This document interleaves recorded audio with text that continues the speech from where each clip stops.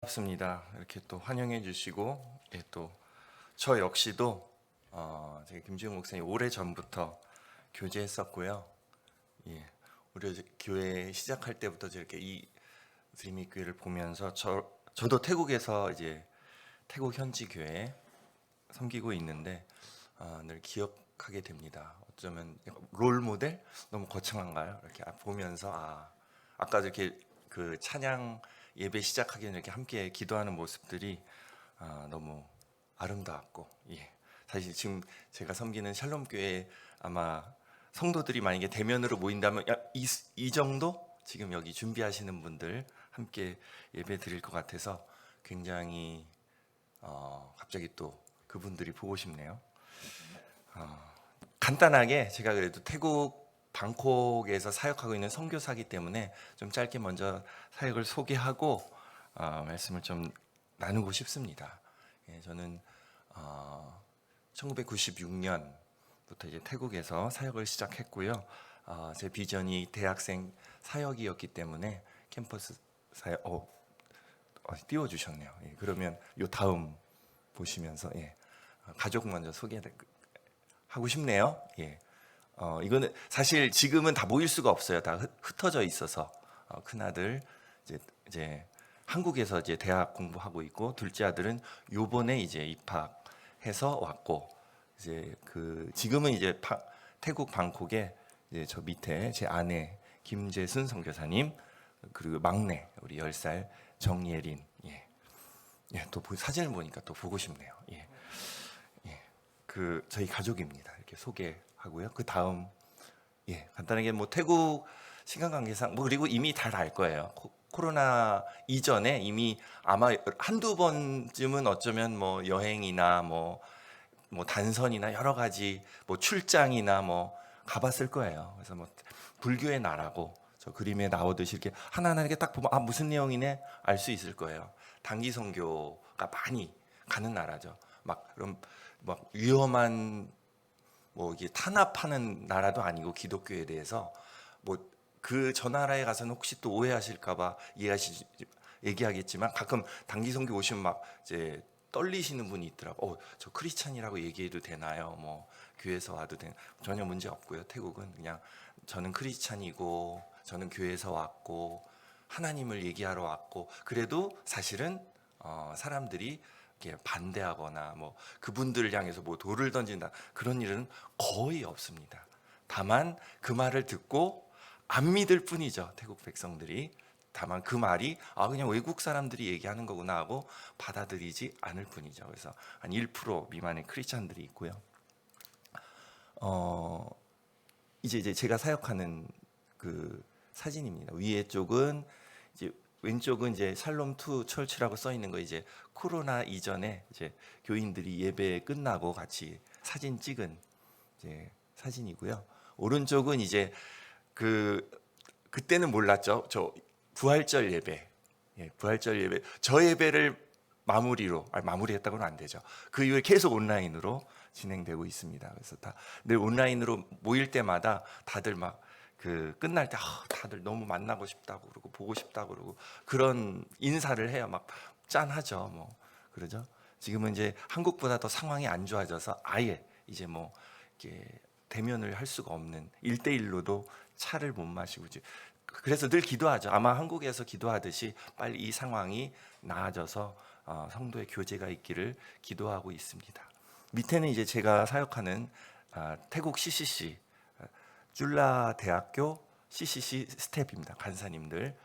그래서 아까 그 위에 있듯이 뭐 전도가 자유롭고 어렵지만 그럼에도 불구하고 태국 현지인들이 대학 시절에 복음을 받아들이고 또 믿음이 자라고 예수님의 제자가 되어서 졸업할 때쯤 저는 이 태국 땅에서 복음 전도자로 평생 살겠습니다 라고 헌신한 분들이에요. 그러니까 저는 굉장히 귀한 사람들을 만나는 거예요. 여러분들 한국의 어느 그룹이든 1% 만나는 게 쉽지 않죠? 어느 그룹이든 무슨 분야든 한국 드라마의 상위 1% 그런 분들 만나기 어렵잖아요. 근데 저는 그런 귀한 크리스찬들 존경스러워요. 저는 오히려 제가 저보다 뭐 다 나이도 어리고 뭐 커리어도 적을지라도 저는 저분들 크리스찬의 삶에 많이 배우고 있습니다. 그 다음 뭐 그래서 지금 이렇게 온라인 하고 있고, 이쪽은 이제 한국 그룹 크리스찬 그룹이랑 CCC랑 온라인 선교를 하니까 못 가니까 서로 가장 장점은 돈이 안 든다는 거. 비행기 타고 왔다 갔다 안 해도 되고, 저렇게 해서 이제 태국 학생들도 제가 젊은이 사역을 하다 보니까 너무 답답하잖아요. 나가고 싶고 막. 그런데 이렇게 한국에서 온라인 선교를 한다 그러면 이제 와서 함께 뭐 간증도 듣고 막. 근데 처음 시작할 땐 모두 다 퀘스천으로 시작해요. 이게 과연 될까? 근데 하면 할수록 하나님의 은혜를 느끼는 게, 저 상황 가운데도 분명히 하나님을 영접하는 사람들이 생기더라고요. 복음을 듣고. 근데 이제 언어 때문에 이제 우리는 간증을 하면 제가 통역하고, 이제 명확한 복음 전달을 위해서 이제 태국 사역자들이 예수님에 대해서 얘기하면 그걸 또 듣고. 사실 저게 장점은 마음만 먹으면 다 잘 들을 수 있잖아요. 뭐 이게 근데 공통점도 있어요. 대면과 뭐 이렇게 잘 안 듣는 사람은 잘 안 듣고 그렇지만, 어찌 됐건 저는 저 사역을 통해서 배우는 것은 여전히 하나님은 어떤 상황 가운데서도 역사하신다. 다음 이제 아마 말씀이 있을 거예요. 그래서 이어서 제가 얘기하는 나눔들이 있습니다. 그런 태국 방콕 선교사로 제가 살아가면서 이렇게 저의 얘기를 듣거나, 또 대면으로 뭐 이렇게 예전에 단기 선교를 오거나 그런 얘기를 합니다.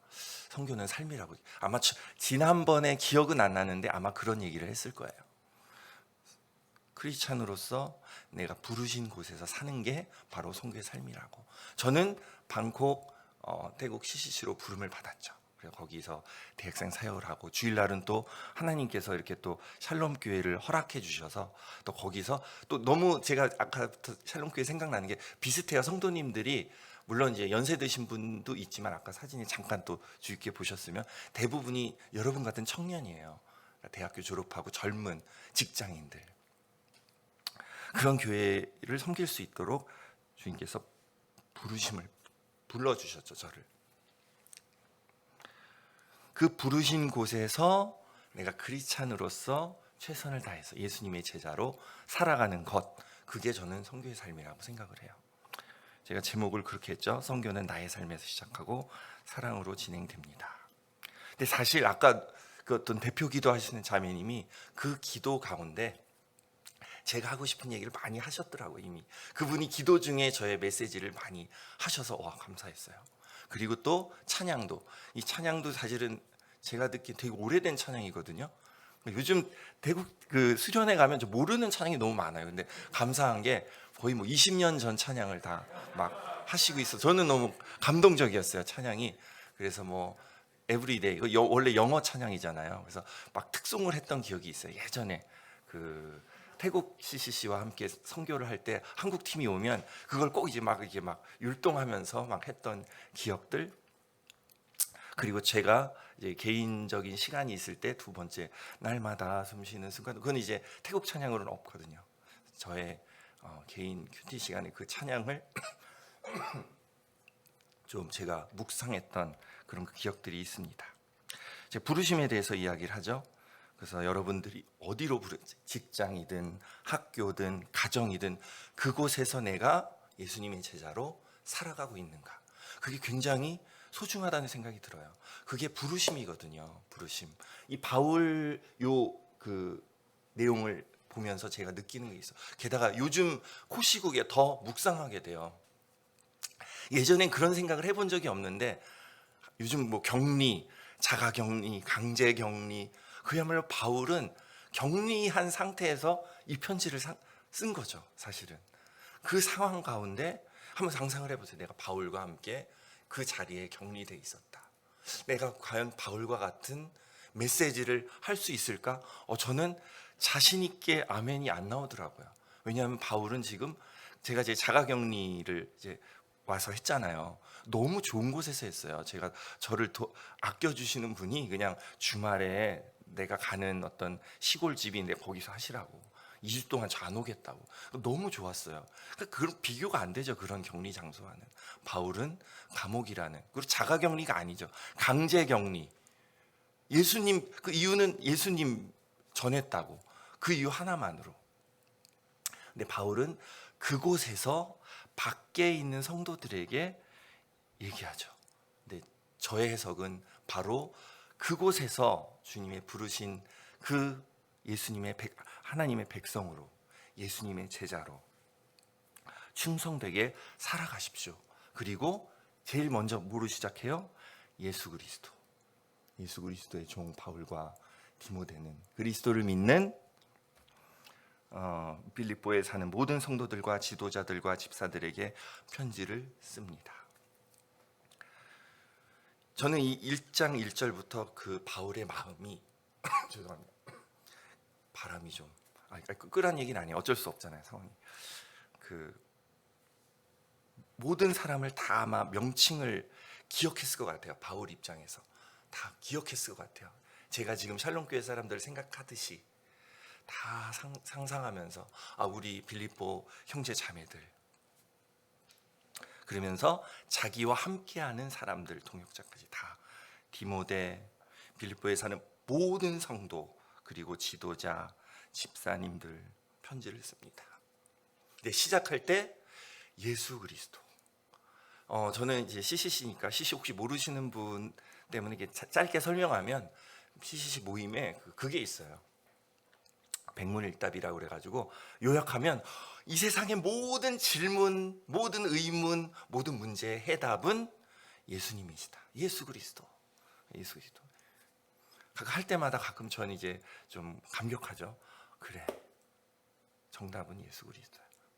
바울의 모든 서신서를 보면서 공부하면서 발견하는 건 그거죠. 예수 그리스도가 크리스찬의 삶에 가장 우선되고 중요시 되어야 한다. 그래서 바울이 가끔 이제 서신서를 통해서 막 열받는 메시지가 있어요. 막 심지어 욕까지는, 성경에 욕은 안 나오지만 막 욕하기 직전까지 어떤 분노의 권면, 징계. 그 이유는 다 뭐냐 하면 예수 그리스도의 가르침이 잘못되었을 때, 그 가르침대로 가지 않았을 때 바울이 엄청나게 강조해요. 여러분, 성도 여러분, 예수 그리스도의 온전한 복음의 길로 가십시오. 그런 얘기를 하거든요. 그러면서 예수 그리스도의 시작을 하죠. 그래서 저는 늘 기도하게 됩니다. 정말 제가 섬기는 교회, 또 아마 여기 교회도 가장 우선순위가 예수 그리스도로 시작해서 예수 그리스도로 마무리되는 그런 귀한 하나님의 교회가 되기를 바랍니다. 아마 지금 그 유튜브를 통해서 보시는 그런 분들이 있죠.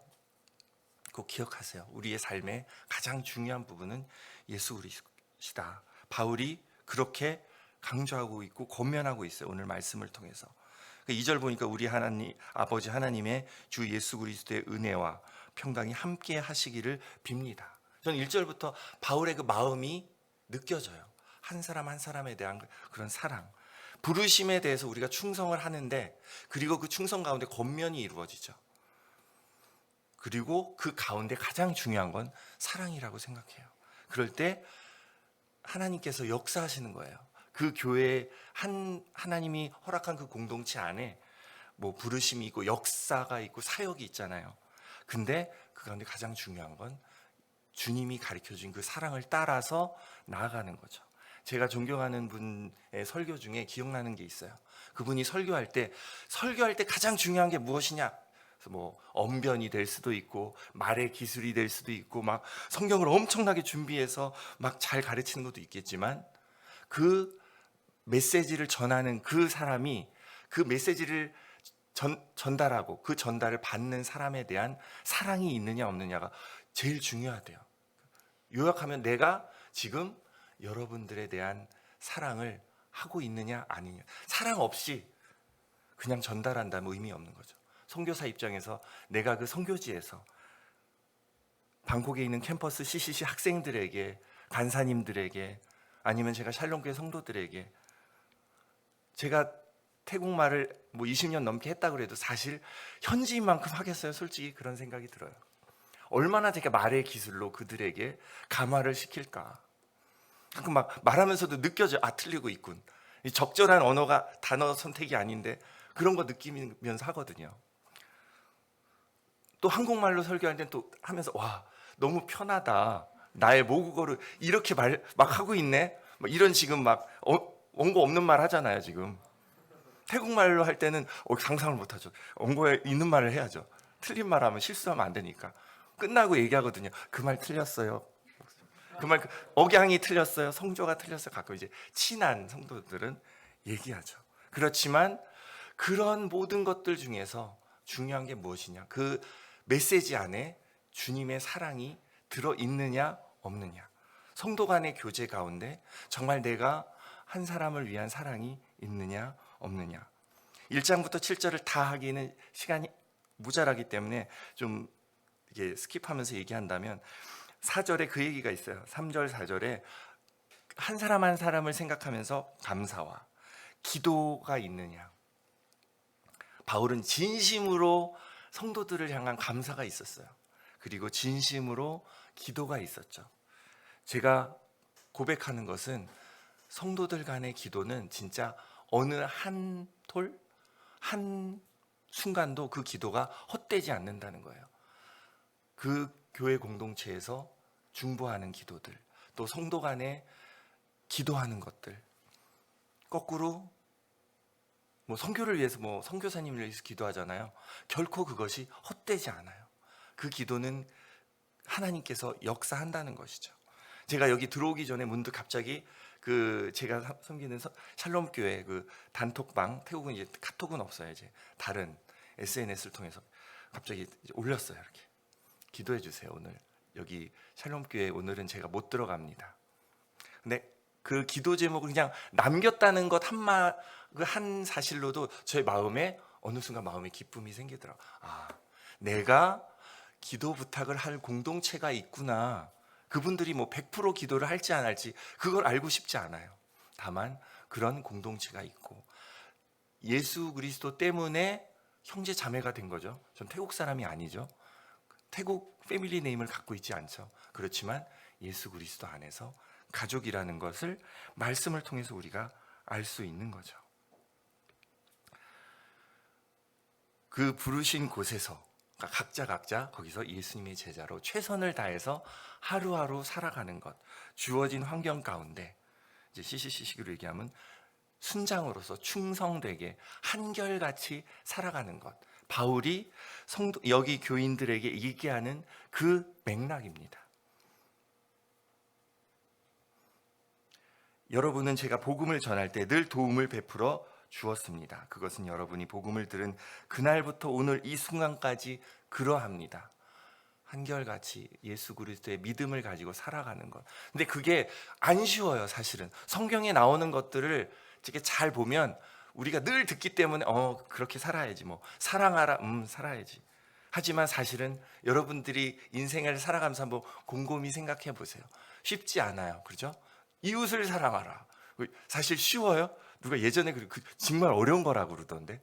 내 가족도 매일매일 못 사랑하는데. 근데 말씀을 통해서 그 사랑하는 것은 정말 믿음을 가지고 주님을 신뢰해야만 이루어지는 일들이죠. 우리의 믿음을 지켜서 치열하게 살아가는 것. 이 코로나 시국에 우리가 믿음을 지키고 살아가는 것 쉽지 않잖아요, 그죠? 정말 만나고 싶고 대면으로 예배드리고 싶고, 근데 쉽지 않죠. 그럴수록 우리가 믿음을 가지고, 그래서 저는 그런 표현을 많이 써요. 치열하게 우리의 믿음을 지키면서 살아가는 것. 그래서 예수 그리스도의 제자로 살아가는 것. 예수님은 그래서 제자의 삶이 쉽다는 의미를 표현한 적이 없어요. 오히려 예수 그리스도를 따라서 살아간다는 것은 때로는 고난이 있고 고통이 있고 대가를 치러야 되는 것들이 있는 것이죠.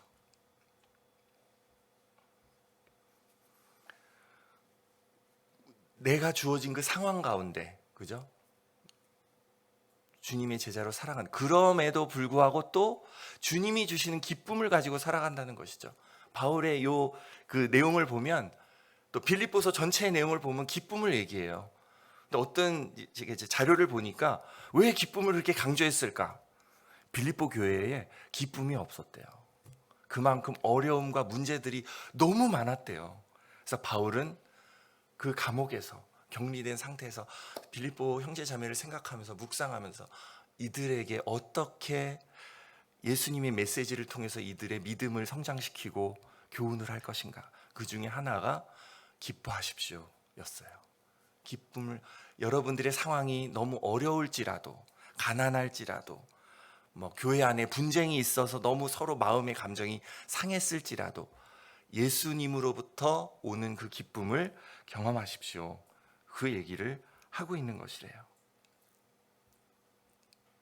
우리가 주어진 환경, 우리의 바램대로 되지 않죠.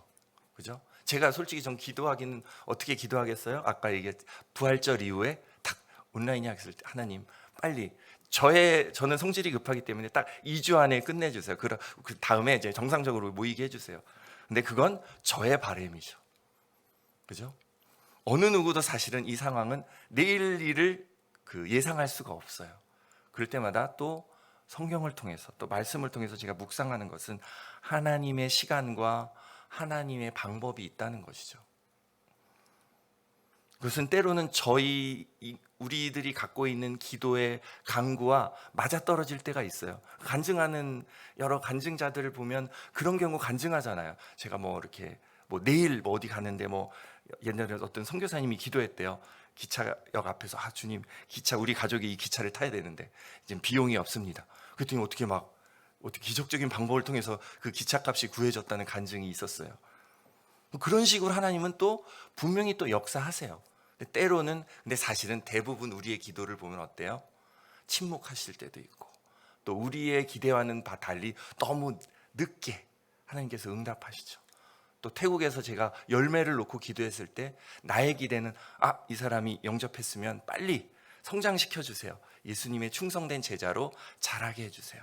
하지만 하나님께서는 무슨 인도하심인지 모르겠지만 그 크리스찬, 새로 믿은 크리스찬들이 여러 가지 굴곡을 겪게 되고 또 때로는 한동안은 또 예수님을 떠나게 됐다가 결국 나중에 1년 후, 2년 후에 제가 생각할 땐 너무 늦지만 그때가 하나님의 때였나 봐요.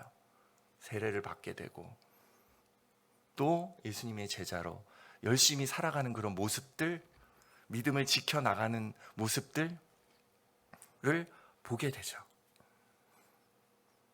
그래서 저는 어느 순간 그렇게 기도하게 돼요. 나의 뜻대로, 나의 기대가 아닌 하나님의 방법과 하나님의 인도하심으로 하나님께서 역사해 주세요. 저는 여기서 그냥 돕는 자로, 격려하는 자로, 그냥 하나님의 작은 도구로 사용되게 해주세요. 하나님이 허락하는 그 때까지 내 고집대로 여기 있고 싶을 때까지 있는 게 아니라 하나님이 허락할 때까지 최선을 다해서 살게 해주시고 섬기게 해주시고 제 이름이 아니라 예수님의 이름만이 남겨지게 도와주세요 라고 기도를 하게 됩니다. 그래서 예전에 처음에는 태국 치앙마이에서 사역을 시작했어요. 지금은 이제 방콕에서 사역하게 되죠. 그 방콕으로 옮기게 되는 과정도 사실 저의 마음은, 저의 가족은 좀 한적한, 우리 김종 목사님도 예전에 치앙마이 경험했지만 정말 네이버 치면 나올 거야. 한 달 살아보기 많아. 어느 순간 그게 갑자기 유명해졌더라고요. 그만큼 한국 사람들에겐 이 복잡한 이 한국의 삶에서 좀 벗어나 조용히, 그런 데서 나도 한번 사역하면 좋겠다. 계속 이어서 거기서 한번 하고 제가 나중에 이제 선교학 공부하고 다시 돌아갈 일이 있었거든요. 큐티를 정말 이렇게 소들이 풀 뜯는 거 보면서 큐티하고 싶고 그럼 얼마나 좋을까 근데 하나님은 그렇게 인도하시지 않죠. 공부를 끝나고 이제 찾고 함께 기도했을 때 방콕에 사역자가 필요하고 방콕이 너무 전도가 힘들어서 어떤 캠퍼스는 아예 접었다, 힘들어서 철수했대요. 그러니까 제 아내랑 기도하면서 그러면 방콕에서 사역을 시작해야지. 내가 원하는 게 아니라 여기 선교지에 필요가 있으니까 하나님께서 인도해 주시리라 믿고, 그래서 지금 이제 한 10년 안 돼요. 한 9년째 이제 방콕으로 옮겨서 하나님께서 또 여러 선하게 인도하시더라고요. 그래서 저를 통해서가 아니라 저와 함께하는 현지 사역자를 통해서 방콕의 캠퍼스들이 CCC 이름으로 개척이 점점 되고 있고, 또 교회도 하나님, 제가 잘 이렇게 막 사람 많은, 뭐 태국은 대형 교회가 100명이면 대형 교회거든요. 전 대형 교회 안 가고 그냥 쭉 시작하는 교회에서 같이 섬기고 싶습니다 했을 때, 한 5, 6년 전에 지금 제가 섬기는 그 교회의 시작과 함께 제가 함께 하게 됐죠. 제가 뭐 이렇게 막 꼼꼼하게 계획을 좋아하지만 어느 하나도 제가 계획해서 된 게 없죠. 하나님의 인도하심이라고 저는 생각을 합니다. 그래서 그 부르심 가운데 살아갈 때, 여기 바울이 지금 기쁨을 얘기하고 있지만 얘기했잖아요. 바울의 상황도 불편하고, 그죠? 밖에 있는 사람도 사실 뭐 기쁨이 없는 상황인데, 바울이 뭐 최면을 걸어서가 아니라 진심으로, 빌립보서 전체를 보면 정말 바울이 진심의 기쁨을 얘기하고 있어요. 그리스도 안의 기쁨. 근데 굉장히 강조해요. 예수 그리스도 안에서, 주 안에서 기쁨을 얘기하고 있고 권면하고 있어요. 5절 보니까 여러분은 제가 복음을 전할 때 늘 도움을 베풀어 주었습니다. 그것은 여러분이 이 복음을 들은 날부터 오늘 이 순간까지 그러합니다. 한결같이 바울은 감옥에 있을지라도 그 사람에 대한 사랑이 변하지 않았고 주님의 사랑이 변하지 않는다는 걸 얘기하고 있죠. 하나님께서는 여러분 안에서 선한 일을 시작하셨습니다. 그분은 끊임없이 일하고 계시므로 예수 그리스도께서 오시는 마지막 그날에 그 모든 선한 일을 확실히 완성하실 것입니다. 여러분을 이처럼 생각하는 것은 당연합니다. 여러분은 제 마음속에 늘 살아 있습니다. 내가 감옥에 있을 때나 복음을 지키고 진리의 말씀을 전파하는 그 모든 시간에 여러분은 하나님의 은혜 안에서 나와 함께 있어 주었습니다. 저는 여기 모인 형제 자매들이 바울과 같은 고백을 했으면 좋겠어요. 어디 있든지 뭐 꼭 막 제가 늘 얘기하거든요. 여기 오면 이제 선교사님이라 그러면 뭐 이렇게 막 저를 좀 좋게 봐주시고, 뭐 심지어 막 존경의 눈으로 봐주시고. 근데 저는 늘 그럴 때마다 그런 생각을 해요. 선교사님, 목사님, 뭐 여러 직분들이 있잖아요. 그건 하나님 앞에서는 다 동등할 것 같아요. 중요한 건 하나님의 백성으로 내가 얼마나 하나님 앞에 충성되게 살고 있는가. 그 부르심 가운데 내가 얼마나 최선을 다해서 살고 있는가. 그리고 결과는 하나님께 맡기는 삶을 사는 거죠. 막 열심히 최선을 다해서 사는데 내가 원하는 것, 구하는 것, 그것은 하나님의 인도하심과 계획 가운데 신뢰함으로 나아가는 거죠. 그래서 내가 복음을 위해서 사는 사람이, 나의 이웃이 어디 누구인가 먼저 고민할 필요가 있죠. 나의 이웃은 복음이 필요한 사람들이겠죠. 그죠? 근데 때로는 이제 선교 그러면 이제 안 믿는 사람만 타겟이, 당연히 맞는 말이에요. 근데 저는 또 이 빌립보서를 읽고 또 바울의 서신서를 읽으면서 복음은 안 믿는 사람에게도 필요하지만 믿는 우리에게도 필요한 거죠. 복음을, 그런 얘기 많이 해요. 태국 가서 전도할 때 저는 예를 들어서 1대1로 전도한다. 그러면 두 사람 다 구원받는다고 생각해요. 전하는 사람이 구원을 받았지만 또 다른 구원의 기쁨을 경험하는 거죠. 복음을 전하면서. 여러분이 혹시 영적으로 침체가 된다고 생각한다면 한번 복음을 누군가에게 전해보죠. 막 복음을 전한 것이 막 이제 막 랜덤 전도라고 막 모르는 사람 붙들고 뭐 시간 있으세요? 복음을, 그런 것도 포함되지만 동일하게 나의 가족에게, 나의 친구에게, 나의 성도님들에게 복음을 통한 권면과 믿음의 도전을 해보십시오. 복음을 듣고 다시 한번 생각해보고, 바울이 왜 빌립보 성도들에게 모르겠어요? 그 성도들이 예수 그리스도가 가장 우선이라는 거 다 알고 있어요. 로마서를 통해서도 또 배우는 게 있어요. 거기에 그 메시지가 그거죠. 복음은 우리에게 매일매일 필요하다고, 하나님 백성들에게. 매일매일 우리는 복음 안에서 새로워져야 한다는 것. 선교사도 동일해요. 제가 그 태국 선교사로 있지만 저 역시 복음 안에서 매일매일 새로워져야 그들에게 예수 그리스도의 그 복음을 그들에게 설명하고, 다른 것이 있다면 그들이 알아듣는, 이해할 수 있는 언어로 얘기를 해야 되죠. 그래서 굉장히 전 선교지에 있으면서 또 그런 것도 강조해요. 또 중요하다고 생각해요. 소통, 언어, 그들이 알아듣는, 그죠? 여기 있는 성도님들이 막 믿음의 열정이 너무너무 정말 막 넘쳐서 복음을 전해야 되겠다. 그래서 뭐 예를 들어서 이제 코시국이 없어서 태국에 왔다고 가정했을 때, 그래서 너무 복음의 열정이 강한 나머지 지나가는 한 사람을 붙들고 복음을 전합니다. 근데 한국말로. 그럼 무슨 일이 일어날까요? 그분들이 너무 신기하면서 한국 사람이다, 한국말을 하시는구나 라는 메시지 말고는 그들은 알아듣는 게 없죠. 그들이 알아듣는, 소통할 수 있는, 이해할 수 있는, 우리가 성경으로 적용을 한다면 동일한 거죠. 죄 없으신 예수 그리스도께서 죄 있는 인간들에게 와서 그 당시 이해할 수 있는 문화권에 와서 동일하게 살아가면서 그 사람들에게 하나님의 메시지를 전한 거죠. 저는 선교사로서 태국말로 그들에게 전하는 거죠. 여러분들은 사실 한국에서도 소통이 굉장히 중요하죠. 한국말을 한다고 늘 소통이 잘 되는 게 아니라는 걸 아마 경험하신 분이 있을 거예요. 뭐 세대 간의 그런 것도 있죠. 언어의 소통이 필요하죠.